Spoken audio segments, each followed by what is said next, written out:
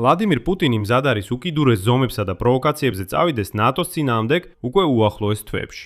ხოლო შეერთებულმა შტატებმა მკვეთრად გადაიფიქრა ევროპაში არმიის შემცირება და პირიქით მზად არიან გააძლიერონ სამხედრო ყოფნა რუსებისგან დასაცავად.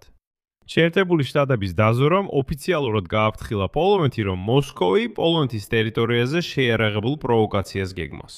რაკეტებით ან უპილოტო აპარატებით ქვეყნის სტრატეგიულ ობიექტებზე დარტყმების გზით, ან რუსეთის ჯარისკაცების საზღვარზე გადმოგზავნით, ანუ სრულფასოვანი ინტერვენციის. პოლონეთის პრეზიდენტთან დაახლოებულ პირებზე, კაროლ ნავროცკიზე დაყრდნობით, შეერთებული შტატები აფრთხილებს, რომ რუსეთის აგრესია შეიძლება რამდენიმე თვეში განხორციელდეს.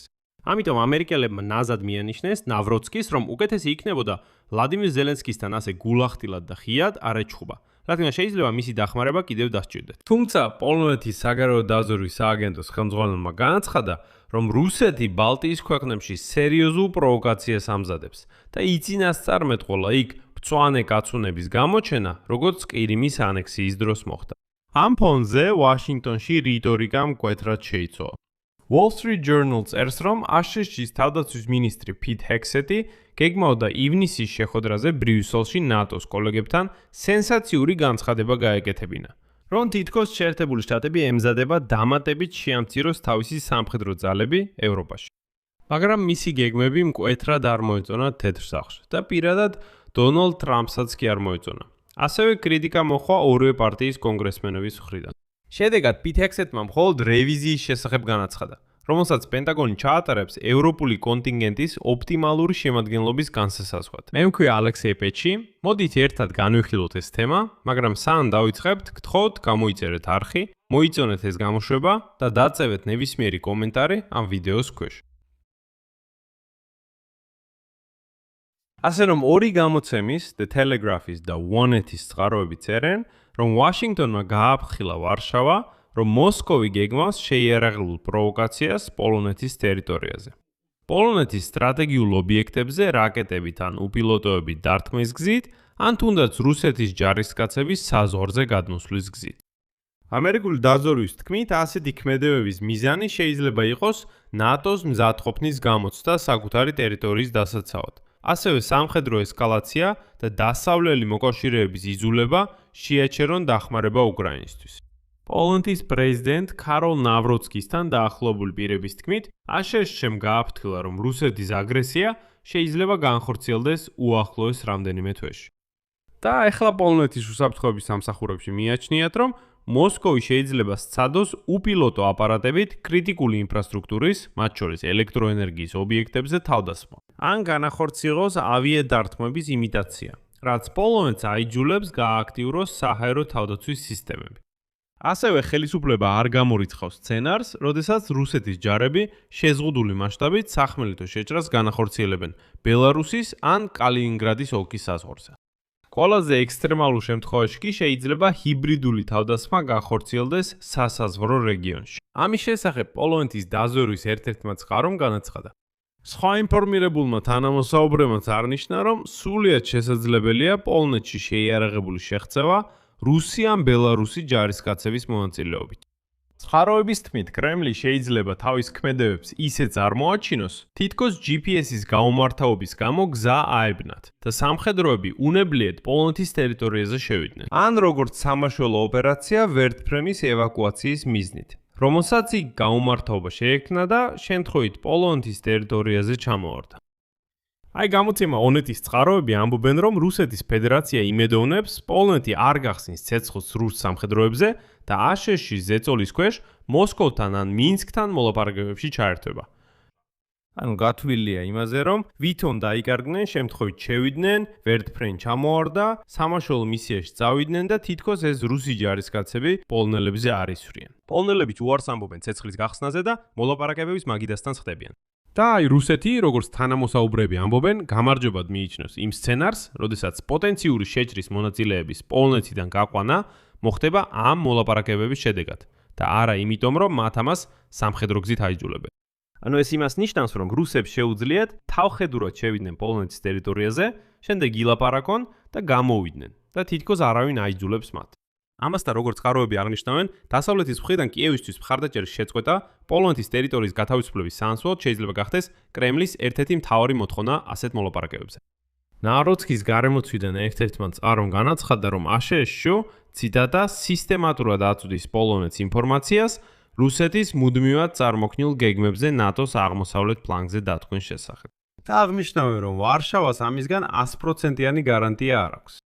კიდევ ერთი თანამოსაუბრე. ბალტიის ქვეყნების უსაფრთხოების სტრუქტურების წყარომ გამოცემა The Telegraph-ს აცნობა, რომ მსგავსი გეგმები მართლაც განიხილება მოსკოვში. ხოლო თავად პროვოკაციის შემდეგ რუსეთი შეიძლება განაცხადოს, რომ ეს უკრაინის ხელისსაქმეა. და ეს კონფლიქტი პოლონეთსა და უკრაინას შორის ახლა პირდაპირ იდეალურად თამაშობს მოსკოვის სასარგებლოდ. რადგან პოლონური საზოგადოება შეიძლება ადვილად დაიჯეროს, რომ უკრაინამ სამხედრო პროვოკაცია მოუწყო პოლონეთს. და როგორც წყაროები ონეთში ამბობენ, საბოლოო გადაწყვეტილება შეჭრაზე ან ჰიბრიდულ ოპერაციაზე, რომელიც კლასიკურ ომს არ დაემსგავსება, რუსეთში ჯერ არ მიუღიათ. ნატო თავის მხრივ შეიძლება პროვოკაციებზე კალინინგრადზე დართმევებით უპასუხოს. ამ ფონზე პოლონეთის საგარეო დაზვერვის სააგენტოს ხელმძღვანელმა პაվել შოტამ განაცხადა, რომ რუსეთი შეიძლება სერიოზულად სცადოს ნატოს მზადყოფნის შემოწმება მის წინააღმდეგ სხვა ადგილას, ანუ არა პოლონეთში. მისი რწმენით, ყველა საფრთხის გათვალისწინებით კრემლმა უნდა იმოქმედოს ისე, თითქოს რუსეთთან შეიარაღებული კონფლიქტი უახლოეს მომავალში გარდაუვალია. ციტატა. რუსეთის აგრესიის დონე ძალიან მაღალია და სამხედრო კონფრონტაციის რისკი სრულიად რეალური. კერძოდ შოთა რეალურად მიიჩნევს შეიარაღებულ პროვოკაციას ბალტიის ერთ-ერთი ქვეყნის მიმართ. კითხვაზე, შეუძლია თუ არა რუსეთს ლიტვაში ან ლატვიაში შეიყვანოს ეგრეთ წოდებული პატარა მწვანე კაცუნები. როგორც ეს მოხდა ტირიმის ოკუპაციისას 2014 წელს, შოთამ უპასუხა, ციტატა. პრესა არც ერთ სცენარს არ გამორიცხავ. ჩვენ თვლით, რომ რუსეთის პროვოკაციები და ნატოს განძლეობის შემოწმება, რასაც უკვე ხედავთ მაგალითად პოლონეთში, უდაოდ გაგრძელდება. რუსები აკვირდებიან ჩვენს რეაქციას. ამასთან პოლონეთის დაზვერვაში მიაჩნიათ, რომ რუსეთს ომის გაგრძელება კიდევ რამდენიმე წლის განმავლობაში შეუძლია. კრემლი მზად არის ეკონომიკა და რუსეთის განვითარება მსხვერპლად შეწიროს კონფლიქტის გასაგრძელებლად. ვლადიმირ პუტინი ამაზე უარს არ იტყვის, იმიტომ რომ განსაკუთრებით შიდა აუდიტორიისთვის მან თავი გამარჯვებულად უნდა წარმოაჩინოს. აქვე აღნიშნავ, რომ მოსკოვმა წელს დაიწყო ზეწოლა ბელარუსის ხელისუფლებაზე. მოითხოვა უკრაინის წინააღმდეგ მეორე ფრონტის გახსნისთვის პლაცდარმის გამოყოფა და ოპერაციის ჩატარება ნატოს ქვეყნებზე. ამის შესახებ წერს Wall Street Journal, ყოფილი და მოქმედი რუსი და ევროპელი ჩინოვნიკების ინფორმაციაზე დაბრუნებით. მეორე შემთხვევაში ეს აუცილებლად არ იქნება ღია საბრძოლო შეტაკებები, არამედ უფრო მეტად იქნება თავდასხმები, რომლებიც მიმართულია ნატოს თავდაცვითი უნარის შემოწმებაზე ან უკრაინის მხარდაჭერის შესუსტებაზე. მაგალითად, როგორც შარშან ბელარუსის ტერიტორიიდან პოლონეთის მიმართულებით დაახლოებით 20 უპილოტო აპარატის გაშვება. და სწორედ აქ გაჩნდა პირდაპირ საოცარი გამჟღავნებები. შოტამ აღნიშნა, რომ პოლონეთი ინარჩუნებს პირდაპირ საკომუნიკაციო არხებს ბელარუსის სპეცსამსახურებთან, მიუხედავად ორ ქვეყანას შორის დაძაბული ურთიერთობებისა. სადაზვერო თანამშრომლებს შორის კონტაქტები საშუალებას აძლევს უსაფრთხოების სფეროში მიზნების მიღწევას იქ, სადაც დიპლომატია უძლურია, აღნიშნა შოტამ. შემდეგ მისი ციტატა. უკეთესია შევხვდეთ ლუკაშენკოს რეჟიმის წარმომადგენლებს, განვიხილოთ საკითხები და მივახციოთ სარგებელს პოლონეთისთვის, ვიდრე პასიურად უყუროთ, როგორ თანთქავს ბელარუსს რუსეთი. და სწორედ ამ განცხადებებმა შოტას მხრიდან ბევრი გააოცა. აღმოჩნდა, რომ პოლონელები პირდაპირ ურთიერთობენ ლუკაშენკოს რეჟიმთან და ენდობიან მის მონაცემებს. და ეს ხდება იმ დროს, როდესაც პოლონეთის პრეზიდენტი კაროლ ნავროცკი საბოლოოდ დაუპირისპირდა უკრაინის პრეზიდენტ ვლადიმირ ზელენსკის. მივიდა იმ დონემდე, რომ დღეს პოლონელებმა ღიად განაცხადეს, რომ პოლონეთი ნატოს ანკარის სამიტზე, რომელიც 7 და 8 ივლისს გაიმართება, არ აიღებს ფინანსურ ვალდებულებებს უკრაინის მიმართ. პოლონეთის პრემიერ-მინისტრმა აღნიშნა, რომ უკრაინა ომს აწარმოებს რუსეთთან. იმ დროს, როცა სწორედ პოლონეთი და არა უკრაინა მშვიდობიან პერიოდში ატარებს მთავარ ტვირთს ევროპის კავშირის აღმოსავლეთ საზღვრის დაცვაში საფრთხეებისგან. ამიტომაც იმსახურებს განსაკუთრებულ დამოკიდებულებას. ნატოს სამიტზე ანკარაში პოლონეთს სწორედ პრეზიდენტი ნავროცკი წარმოადგენს. და აი დონალდ ტუსკმა დაარწმუნა, რომ პოლონური მხარე თანმიმდევრულად დააყენებს უკრაინისთვის ომში რუსეთის წინააღმდეგ შემდგომი მხარდაჭერის აუცილებლობის საკითხს. მაგრამ არის ერთი მაგრამ და შემდეგ დონალდ ტუსკის ციტატა. თუმცა მე მივმართავ მთელ დელეგაციას თხოვნით, გამოიჩინონ სიფრთხილე ნებისმიერი განცხადების გაკეთებისას პოლონეთის მხრიდან უკრაინისთვის ახალი ფინანსური მხარდაჭერის შესახებ. მაგრამ არა იმიტომ, რომ მე ვფიქრობ თითქოს უკრაინას ფინანსური დახმარება არ სჭირდება. მე ვფიქრობ, რომ პოლონეთს ეკისრება განსაკუთრებულად დიდი ვალდებულებები ევროკავშირის მთელი აღმოსავლეთის საზღვრის დაცვის კუთხით და ეს ყველამ უნდა გაითვალისწინოს. კარგი პოლონურ-უკრაინული ურთიერთობები ორივე ქვეყნის ინტერესებს ემსახურება, მაგრამ ისინი ასევე მოითხოვს კეთილნებას კიევის მხრიდან. აღარ შეიძლება ასე გაგრძელდეს, რომ მხოლოდ ვარშავა ამჟავნებდეს კეთილნებას მუდმივად. ემოციების ცხელი ომი პოლონელებსა და უკრაინელებს შორის კატასტროფა იქნებოდა როგორც ჩვენთვის, ასევე მათთვის. გარდა ამისა, დონალდ ტუსკმა აღნიშნა, რომ ბოლო დაპირისპირების მიუხედავად არავის უნდა დაავიწყდეს პოლონეთის სტრატეგიული ინტერესები უკრაინის ომში. შემდეგ მოხავს მისი ციტატა. ომი გადამწყვეტ ფაზაში შედის. ფიქრობ აღარავის ეპარება ეჭვი, რომ ჩვენი ინტერესია უკრაინამ არ წააგოს ეს ომი, შეინარჩუნოს დამოუკიდებლობა და არ აღმოჩნდეს რუსეთის გავლენის სფეროში. მოუწოდებ პოლიტიკოსებს იმოქმედონ გადამწყვეტად ეროვნული ინტერესების დასაცავად, მაგრამ არ გაამწვავონ ურთიერთობა. ურთიერთობებში უკრაინასთან იყავით მტკიცე, როცა ეს საჭიროა, ეფექტურად დაიცავით პოლონეთის ინტერესები, მაგრამ არ დააპირისპიროთ ადამიანები ერთმანეთს, რადგან ეს კატასტროფამდე მიგვიყვანს. ამერიკის შეერთებულმა შტატებმა გადაიფიქრა და აღარ სურს მასიურად გაიყვანოს თავისი ჯარები ევროპიდან. ყოველ შემთხვევაში არა ინდონეზე, როგორც ეს სურთ თეთრი სახლის ზოგიერთ ჩინოვნიკს. აშშ-ის თავდაცვის მინისტრი პიტ ჰექსეტი გეგმავდა ივნისის შეხვედრაზე ნატოს კოლეგებთან ბრიუსელში სენსაციური განცხადების გაკეთებას, რომ ამერიკის შეერთებული შტატები ემზადება დამატებით შეამციროს თავისი ძალები ევროპაში. გარდა ადრე რუინეთიდან გამოყვანილი ქვეითი ბრიგადისა და ჯავშან ტექნიკის ბრიგადის გაუქადის გაუქმებული როტაციისა. ამის შესახებ Wall Street Journal-ს უთხრეს სიტუაციასთან ახლოსმდგომმა პირებმა. მაგრამ პიტ ჰექსეტის გეგმებმა გამოიწვია მკვეთრი უკმაყოფილება თეთრ სახლში, დონალდ ტრამპის მიუღებლობა და კრიტიკა ორივე პარტიის კონგრესმენების მხრიდან. შედეგად პიტ ჰექსეტმა მხოლოდ რევიზია გამოაცხადა, რომელსაც პენტაგონი ჩაატარებს ევროპული კონტინგენტის ოპტიმალური შემადგენლობის განსასაზღვრად. მინისტრ ჰექსეტის გეგმა, როგორც ეს გამოცემა Wall Street Journal, აღმოჩნდა სახელმწიფო მდივან მარკ რუბიოს ხელში, რომელიც ასევე დონალდ ტრამპის ეროვნული უსაფრთხოების მრჩეველი.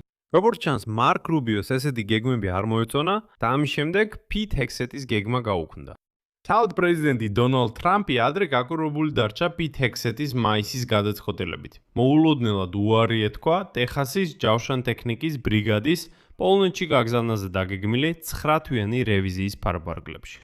როგორც დაირკვა, ტრამპმა პირადად დაურეკა პიტ ჰექსეტს, რომ ეკითხა რატომ მოექცა ასე ცუდად, ასე ძვირფას მოკავშირეს. აქ აღნიშნავ, რომ დიახ, ნამდვილად, ტრამპს პირადად სცემს პატივს პოლონეთს, სცემს პატივს ნავროცკის და მიაჩნია, რომ პოლონეთთან სამხედრო თვალსაზრისით შეიძლება მუშაობა. რატომ? იმიტომ, რომ პოლონეთმა მართლაც მნიშვნელოვნად გაზარდა თავისი სამხედრო ხარჯები. შემდეგ ტრამპმა გამოაცხადა, რომ პოლონეთში გაგზავნის 5,000 სამხედრო მოსამსახურეს. თუმცა ამერიკელი ჟურნალისტების თქმით, დამატებითი ჯარები ჯერ კიდევ არ განლაგებულა. და მიუხედავად ვაშინგტონის მუდმივი განცხადებებისა, რომ ევროპამ მეტი უნდა დახარჯოს საკუთარ თავდაცვაზე და ნაკლებად დაერნოს შეერთებულ შტატებს, ჰექსეტის მიერ მიღებული პასუხი მიუთითებს, რომ ამერიკის ადმინისტრაციას ჯერ კიდევ არ გადაუწყვეტია, რა სიჩქარით და რა მასშტაბით შეამციროს თავისი სამხედრო ყოფნა ევროპაში, რობაში და ღირს თუ არა საერთოდ ამის გაკეთება. და პენტაგონის ბოლო ინიციატივებით სწორედ ასე გაჩნდა, რაც შეშფოთებას იწვევს როგორც რესპუბლიკელებში, ასევე დემოკრატებში. კონგრესმენებს ეშინიათ, რომ ეს ინიციატივები ნატოს გრძელვადიან ზიანს მიაყენებს და რუსეთს ალიანსის მიმართ უფრო აგრესიულ ქმედებებზე უბიძგებს. ამიტომ კონგრესმენებმა სამხედრო ხარჯების კანონპროექტში ჩასვეს დებულება, რომელიც პენტაგონს უგრძავავს ევროპაში სამხედრო პერსონალის რაოდენობის შემცირებას 66,000-ზე ნაკლებამდე.